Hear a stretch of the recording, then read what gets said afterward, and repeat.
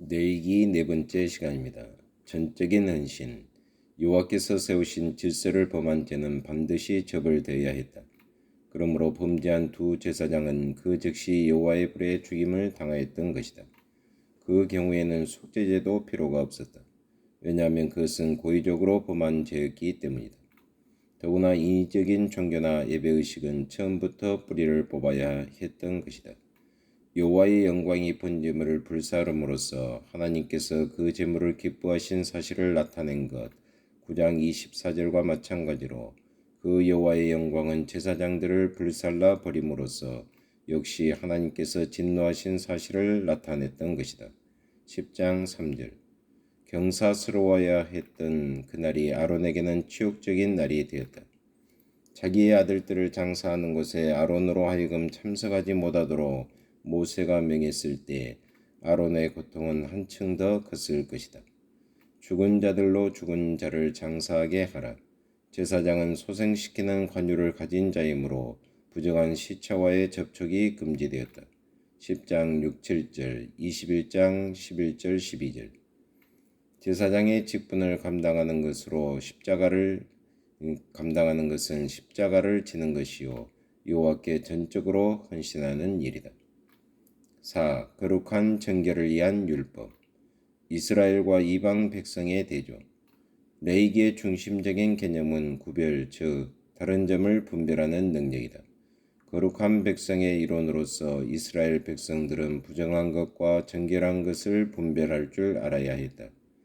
현대를 사는 우리들로서는 이러한 구별이 다소 이상하게 보일지 모르겠다. 그러나 다음의 사실들은 왜 이러한 구별이 타당성이 있는가를 보여준다. 첫째로, 여호와께서 실제적인 상황 속에서 설명해 주셨기 때문이다. 노아의 시대의 사람들은 이미 정결한 동물과 부정한 동물을 구별할 줄 알았다. 둘째로, 이스라엘은 여전히 양육과 훈련이 필요했기 때문이다. 여호와께서는 그 자신이 거룩하신 분이므로 모든 죄와 죽음을 미워하신다는 사실을 이스라엘이 인식하기를 원하셨다. 셋째로, 당시의 허술한 위생 환경으로 미뤄볼 때 많은 규례들은 위생상으로도 타당한 근거를 가진다. 예를 들면 문둥병자가 살던 집을 없애버림으로써 정결을 지키는 일 등. 넷째로, 일부 규칙들은 이스라엘과 이방 민족들을 대조시키는 근거가 되고 있다. 예를 들어 이스라엘에서는 금기로 되어 있는 대지가 바빌로니아, 시리아, 애굽 등지에서는 종교의식에 있어서 큰 역할을 담당했다. 의식적인 율법들. 신약시대에 이르러 주님께서는 베드로에게 새 언약 하에서는 정결한 것과 부정한 것 사이의 장벽이 더 이상 의미가 없음을 분명하게 밝혀주셨다.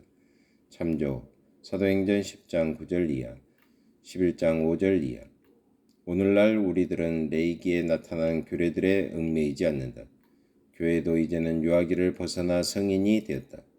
이제 교회가 더 이상 이스라엘에게만 한정되지 않듯이 교회는 부정에 대한 그 모든 의식적인 율법의 제한도 받지 않는다. 그 이유는 그리스도께서 그 모든 율법들을 단번에 이루어 주셨기 때문이다. 그렇다고 해서 레위기에 있는 율법들이 오늘 우리 시대에 아무런 가치가 없다는 말은 아니다. 오히려 그것들은 하나님의 계시의 일부이며 우리는 마땅히 거기에 주의를 기울여야 한다. 또한 그들이 거룩한 백성들임을 어떻게 주지시키는지 율법을 통해서 깨닫게 된다. 참조 출애굽기 19장 6절. 신약의 교회도 그리스도의 피를 통하여 거룩하게 되고 정결하게 되었다. 제사의 모든 용어들이 예를 들면 정결, 결례, 주 예수님의 교회도 그대로 적용되는 것이다. 물로 씻는 세례도 레위기의 사상을 이어받은 것이다. 또 하나님의 집 다스리는 큰 제사장이 계심에 우리가 마음의 뿌림을 받아 양심의 악을 깨닫고 몸을 맑은 물로 씻었으니 참 마음과 온전한 마음으로 하나님께 나아가자. 히브리서 10장 21절 22절. 정결한 것과 부정한 것. 레위기 11장에는 정결한 짐승과 부정한 짐승에 관한 규례가 나와 있다. 거기에서 말하는 짐승들이 어떤 것인가를 보다 정확히 알기 위해서는 현대의 역본들을 활용해야 한다. 짐승들에 대한 히브리어 이름들은 흠정력이 나온 이후 그 의미가 더욱 확실히 드러나게 되었다.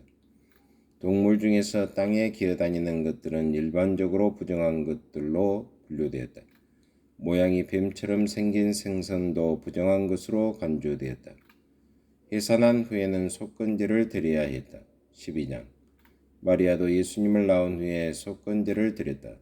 참조 누가복음 2장 24절 그녀는 가난한 사람들이 바치는 비둘기를 드렸다. 이로 볼 때 동방박사들이 그때까지 아직 도착하지 않았음이 분명하다. 이러한 규례는 하나님의 간섭 없이는 부정한 것이 정하여질 수 없다는 사실을 철저히 인식시키기 위한 것이다.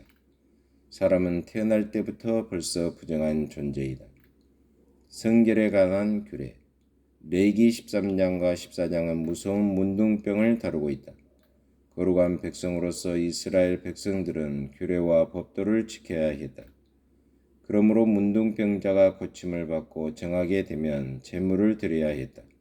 이러한 이유로 예수께서는 문둥병자를 고치신 후에 그들을 제사장에게 보내셨던 것이다. 문둥병자가 정말로 나았는지의 여부를 검사하는 것은 제사장의 의무였으며 또한 제사장을 통하여 정결의식이 집행되었다. 레위기 15장을 염두에 둔다면 12년 동안 혈루증을 앓았던 여인의 이야기를 이해할 수 있을 것이다. 마태복음 9장 20절로 22절 불결한 질병 때문에 이 여인은 제의적 공동체로부터 소외되었으므로 그리스도께서는 그 여자를 본래의 이치로 회복시켜 주신 것이다. 이 사건은 난해한 레위기 15장을 이해할 수 있는 열쇠를 제공해 준다. 율법은 인간의 성생활에까지 영향을 미치는 제파괴적인 능력을 강조한다. 그러나 그리스도께서는 우리를 이러한 죄의 권세로부터 구원하시고 성적인 피조물인 우리가 새롭게 회복되도록 해주신다. 5. 오직 피를 통한 구속 대속죄일 그리스도께서 우리를 구속하시고 정결케 하신 사실은 대속죄일을 통하여 분명하게 나타나고 있다. 이 속죄일에는 특별한 속건제를 드렸다. 히브리서에서 대속죄일의 의식에 대하여 여러 번 언급되어 있으므로 우리는 대속죄일의 의식에 대하여 배워야 할 필요가 있다. 1년에 한 번씩 대제사장이 속죄를 위하여 지성소에 들어간다. 대제사장은 자기 자신과 온 집뿐만 아니라 이스라엘의 회중들을 위하여 행동하는 것이다. 자신과 가족들을 위해서는 제사장 직분에 헌신할 때 했던 것처럼 어린 수소를 속건제로 드리며 순양을 번제로 드린다. 하지만 이때에는 대제사장의 모든 의복과 장식들을 갖추지 않는다.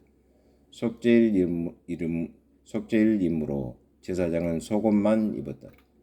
백성들을 위하여 그는 염소 2마리를 속건제로 드리고 순양을 번제로 드렸다. 하나님 아버지 참으로 감사합니다. 계속해서 레위기서를 배움으로 말미암아 하나님의 저희들을 향한 깊은 경륜을 깨닫게 하심이 참으로 감사합니다. 오늘도 하나님의 영광을 위해서 하나님의 은혜 아래서 최선을 다해서 믿음 생활을 하는 저희 모두가 되게 하여 주옵소서. 예수 그리스도의 이름으로 기도옵나이다. 아멘.